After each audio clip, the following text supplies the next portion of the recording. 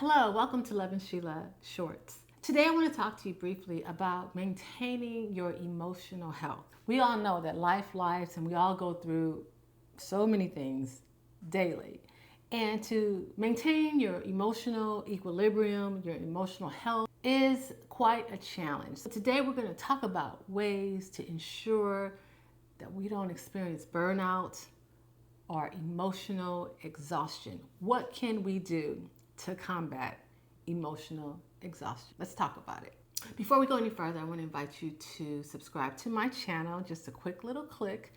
We're talking about things that real women have to go through. It's real talk for the whole woman. So please join me today by subscribing now. And while you're at it, you can also go to my website, lonewolfbodywear.com, and get your Lovin' Me shirt. It's just a declaration. It's just something to remind you daily that we have to focus on taking care of ourselves and loving ourselves and do the things that protect our peace and help us to live and create the life we want.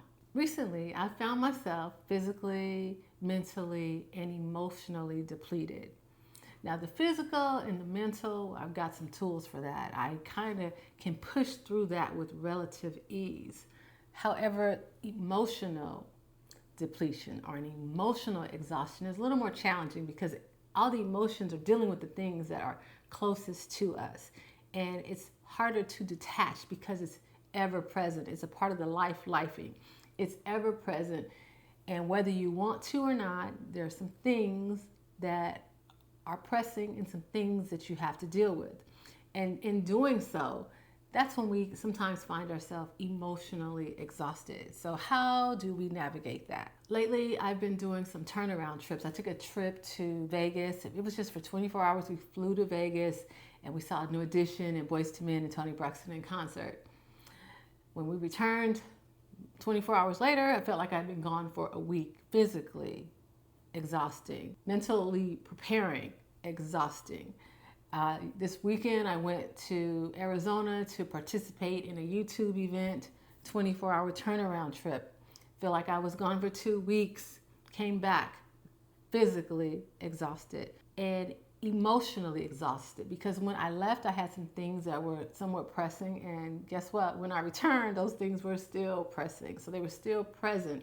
And so though I had life events that I had to attend to, there were also some emotional things that I had to deal with. So when I returned, I was willing to give everything I had emotionally to managing and uplifting my current situation. But when I laid to rest, not only was I physically tired and exhausted, mentally tired, exhausted, I was emotionally exhausted. I look back on it, and yesterday I woke up and I had a headache, and I felt like I had been partying for like 24 hours, drinking and doing all manner of debauchery, when actually all I had done the previous night was rest. Went to bed early while in Arizona. But the emotional exhaustion had taken a toll. I woke up with a headache because I didn't know what it was. I was like, why do I feel like I've been drinking and partying all night when I haven't done a thing? I realized that I was emotionally exhausted. And I realized that I needed to take some steps for emotional restoration. I woke up and I was thankful and grateful for a good night of rest because we don't always get that, and rest is so important. And I look at my rest every day to see how well I do. I evaluated, and last night actually I got a good night of rest, had a good score of my rest, and my restoration goal was almost met, and I was really excited about that because it is necessary. If we're going to get off to a good day, we need a good night of rest, because in that rest, we're restoring things physically as well as emotionally. So rest, highly important. And after my rest, I was excited because today is therapy day. I used to have therapy every Tuesday, but as I have gotten further along in this, I realized that maybe I don't need to do it as frequently. I feel like I am managing my life better. I have the tools set up. I have boundaries. I'm more grounded. I have more peace, and I have kept the people in my life who need to be here and discarded those who are not supposed to be here. So now I'm in a better place. And I had what happened was I had less and less to talk about during those 50 minutes that we would have every Tuesday. So I said, maybe it's time that I go to once every other week. So today, it's been 2 weeks since therapy, and boy, do I need it. So I'm happy. Today's the day I get to talk about where I am, and I get to bounce some things off of my therapist, because I realize that emotionally I'm feeling a little spent. I need a reset. I need an emotional reset. That's going to help me sustain myself and move forward. I need a reset, an emotional reset from the exhaustion, the exertion, and the emotional support system that I've recently experienced. Inject this, that while we need to be supportive, we also need to be available to be a support system to others. And so I just want to add that in there real quick, parenthetically. In doing these things, I stretched my emotional capacity. Yet I wanted to, and I was desirous to do so, because the things that we lend our emotional capacity to are things that are near and dear to our heart, and we would have it no other way. There's nothing that I've done in the recent days that I wouldn't do all over again. The only difference is now I am aware enough to know when I have reached my capacity, when I feel a little depleted, and now I know I need some restoration, and I need to work at getting that restoration. So I'm in therapy, now I get to talk about all these things. I get to add all the nuance that I want to, because she's pretty much a captive audience. She has to listen to what I have to say so I can get all this off my chest. That's part of my restoration. I'm getting it all off my chest. Whatever feelings I had while I did this, while I said that, whatever was going on in my mind, now I get to say it, to put it out there and exhale with. And most importantly, I got confirmation that emotional exhaustion is real, and we have to deal with it. We cannot continue to operate from that place. Some might call it from survival. We can't continue to operate from that place, because we will not be at our best. And what I think we all want is to function at our best and to be the best versions of ourselves. So that confirmation allowed me to feel better. It gave me a starting place, a kind of a woo-saw, so I could relax. Okay, that's what it is. I'm exhausted emotionally. So that allowed me to feel better. And I got to communicate everything I was thinking, every little nuance of what I was thinking. And that was very uplifting, and it's a great release. And even though some details seem so minute, it all gives the big picture of what you're feeling, where you are, and what your emotions are at the time. And for me, it was the first time in months where I actually was a little choked up during my therapy session. As I feel like I have grown, as I've been healed, I'm delivered from certain things and things that used to hurt me or bother me, and I'm moving into a new direction, more solid footing. Today, I was reminded of some things. I thought back, I reflected on some things. I reflected on where I came from, how far I've come. I reflected on a part of my life where I needed quite a bit of support. Part of my life where emotionally, I would consider myself a bit unstable. I just had so many emotions and wasn't quite sure how I felt about anything or how I wanted my life to go, what direction I wanted to go in. I was very shaky. I was newly separated. I didn't quite know what direction I wanted to go in. I didn't know the next steps. And for me, it was a very lonely time. Sit with myself, and I had to go through a lot of different thoughts and what ifs and you name it. It was a very emotional time. That was probably the time when I was the most vulnerable and I cried the most. So today, reflecting back on that time got me choked up. It was a time when I didn't feel that friends or family understood exactly how I felt or what I was going through. I didn't know necessarily how to communicate exactly how I felt, what I was experiencing. I hadn't tapped into my ability to be vulnerable, just to open up and just let it all out, to cry or to be emotional. I still was trying to hold things together. I think the only place I could be more open and vulnerable was actually right here, where I could just say whatever I felt and there was no response necessarily. It was just me talking to you, and you don't know me. and I could just be as free as I wanted to be. And yet I wanted, and I tried to be vulnerable with people that I knew, but I just didn't really feel like they got me. Sometimes didn't feel like they wanted to get me or wanted to listen, or if they had said in their minds that they just wanted to be there for me. I did not feel that. And I've often mentioned that The Best Man Final Chapters was life-changing for me in so many ways. First of all, the first podcast I did was to talk about it, where I started, because it affected me and impacted me and got my juices flowing so much that I had so much to say about every little aspect of it. Because it was the first time in a film that I saw myself, that I identified with the characters, that I saw myself in one of the characters in particular, and they was having a similar experience to me. And that character was Harper and Robin. And Robin, you know, they portrayed her as if she was kind of flighty and, you know, wasn't stable and all. And that's the opposite of me, because I was always very stable, and I worked for a company for a long time. So I was always stable.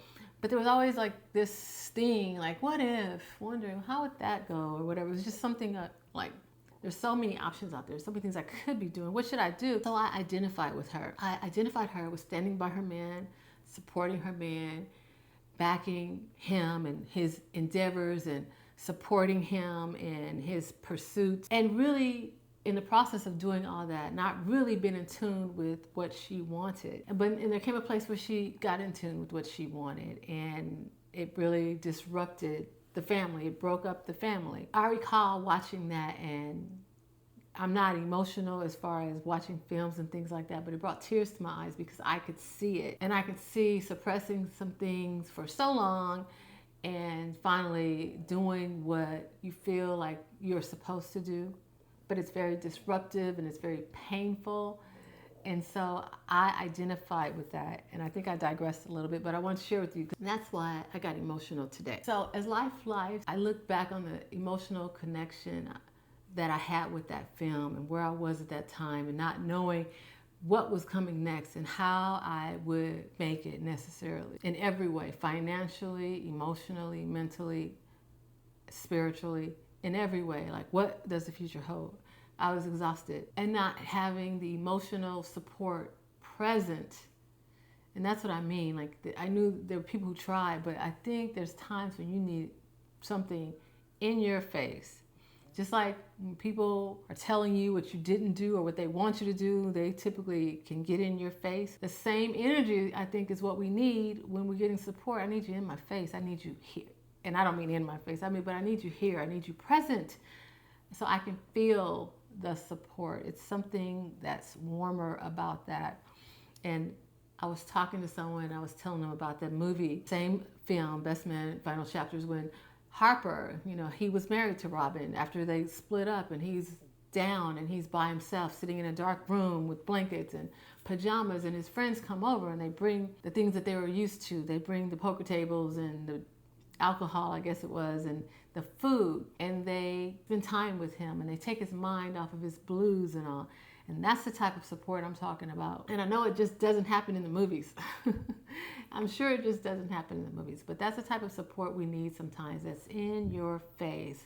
I'm not gonna let you sit over there by yourself. I'm gonna be right here with you. We're in this together. As much as I can do, as much as I can be there for you, I'm gonna be there for you. Emotional support helps with that emotional exhaustion. It is a recharging, it is a refueling and a renewing that we need. So in life, dealing with people and exerting yourself, you're going to feel emotionally exhausted. What do? All right, we're gonna rest, okay? I've been doing my own etymology and it's not right. I looked it up. But for me, and for the purposes of what I'm saying, restoration starts with rest. We need physical rest, okay? We need to let our body restore itself while we rest. So remember that we need rest. And furthermore, while I was on my doing my etymology, and I was thinking earlier this week about me being determined. I'm often determined to do whatever it is I want to do. A couple weeks ago, I was determined to go hiking in the rain. And I was thinking, like, sometimes I don't need to be determined. Like, sometimes I need to be deterred. And I was thinking, deter, that's the root of determined, and it's not. But for my purposes, it is. Sometimes, we might want to continue. We may not want to get that rest. We want to keep doing. We are determined to do what we think we need to do. But we have to rest. We need to allow restoration to come. So just remember how important that is, because if you're emotionally exhausted, you really can't give 100%. You can't give your best effort. So remember that. Do what you have to do to rest and refresh yourself so that you can show up completely and show up fully. Find your safe place. We all have a safe place. I was talking to a friend today and she was telling me something, and I wanted to convey to her, whatever it is you have to say, it's safe with me. I'm here for you. I think I said, I'm here for you. Find your safe place, your support system. We all need it. And I really try as much as I can to be that, because I know how much I need it. And I know even how much I don't always reach out to people, but whenever given an opportunity, I really try to be a support system, because I know I have learned how important it is. That was something we talked about in therapy, because for years I lived without emotional support, and that's when she told me, read the book, Bell Hooks, All About Love, and it kind of helps you with how that's something that we all need. We need emotional support. So rest. Find your support system, your safe place, your place of encouragement. Where are they going to see you and encourage you through it? Find your strengths and shine light on those strengths to propel you forward. Find the positive and propel you forward to be your best self through whatever you might be going through emotionally. We need, in addition to talking to friends, we need to have professional help. Again, it's helpful. I know all of us cannot afford it, but there are so many resources available for it. Professional help, for me, it's valuable, because there I'm telling everything. I'm telling what I was thinking, what they said. It's like I'm doing a narrative on everything. What parenthetically, what I was thinking, what I was really thinking, what I was really saying. But she's gonna listen, and it's gonna be without judgment. And then you get some feedback and maybe even some direction, but it's allowing you to refresh, to get things off of your chest. And you get an hour, or you get 50 minutes, and you can use every bit of your 50 minutes to get everything you need off your chest so that you can be refreshed, so you won't be bitter and bothered, upset. You can shake it off and keep going. So I encourage you, if you can, get professional help, seek counseling, and talk to a trusted friend. Talk to someone. Be vulnerable. Let them know what you are going through. We are not mind readers. They're not going to know by osmosis. You have to open your mouth and communicate and share what you're going through and how you're feeling and how this is affecting you. And that allows people to assist and to support you. And this is what I've learned over the years, is the support does not come from who you expect it to come from. It doesn't necessarily come from your best friends. It doesn't come from your family members. It can be so random, and oftentimes it is, but receive it. Receive it. It's a blessing just to see that there are people out there who love you and care about you, and you didn't even know it. So reach out, make yourself available, be open, be vulnerable, get therapy, get some rest. And this allows for the times of refreshing to come. As long as we're living, life is going to life. Things are going to get difficult. We're going to have hard days. We're going to have emotional days. We're going to have days where we feel like we can't go on, but we can. But we do need to rest. We do need to restore ourselves. We do need to be patient with ourselves. We need to have an awareness of where we are, what's going on, how we're feeling, so that we know when we are emotionally tapped out, emotionally at our capacity, emotionally exhausted. Preferably, we don't get there. Preferably, we're doing the self-care we need to do daily. But there are times when we're going to have crisis moments, and we're going to have, and more is going to be called upon us than we have paced ourselves for, or than we have allotted for. So you have to be able to pivot and adjust and deal with whatever comes up. So I just want to encourage you, again, I'll say it, rest, talk to someone, talk to a professional, talk to a friend. Be open, be vulnerable, find your support system, find your safe place. Well, just love on yourself. And that's why I'm telling you, that's why I'm wearing my shirt today. Love on yourself. Do what you need to do.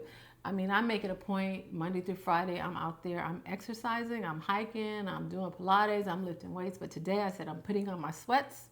I'm going to be comfortable, and I'm not doing anything but taking care of myself and minding my business and talking to you guys and getting this off my chest. Because as much as my therapy was therapeutic, this is also therapeutic because it's reminding me what I need to do. So I'm not out there hiking up hills and climbing mountains today. I'm talking to you because I know that my soul, my mind, my will, and my emotions need rest. They've been emotionally drained lately, and now we're refreshing. We're doing what we need to do to refresh. I hope this encourages you. I hope you find in yourself to do what you need to do to take care of yourself. I talked about it early on in my podcast. Put yourself first, because if we don't put ourselves first, we're going to find ourselves drained, burnt out, emotionally tapped out, mentally worn out, physically unmotivated. And that's not what we want. We want to create the life we want. We want to live our best life. We want to show up every day and participate fully in this life we have. So let's do it. Take care of ourselves. Let's get the rest. Let's get restoration. And let's emotionally recharge today. Do what you need to do. Till then, take care of yourself. And right now, I am preparing for episode 50 of Lovin Sheila. I am excited. I don't know what it's going to be, but I just want to do something really exciting for episode 50. If you have some ideas and things you want to talk about, or some engagements that you want to have, let me know, because I'm excited, I'm planning, and I'm going to take as much time as I need to make sure that 50, which I don't know if that's our bicentennial or whatever you call it, whatever it is, to make sure that 50 is special and spectacular and meaningful and significant for not only me, of course, but you, because you're who I do it for. So don't forget to like, subscribe, comment, and share, and take the time to refresh yourself today. I'll see you on the next Lovin Sheila.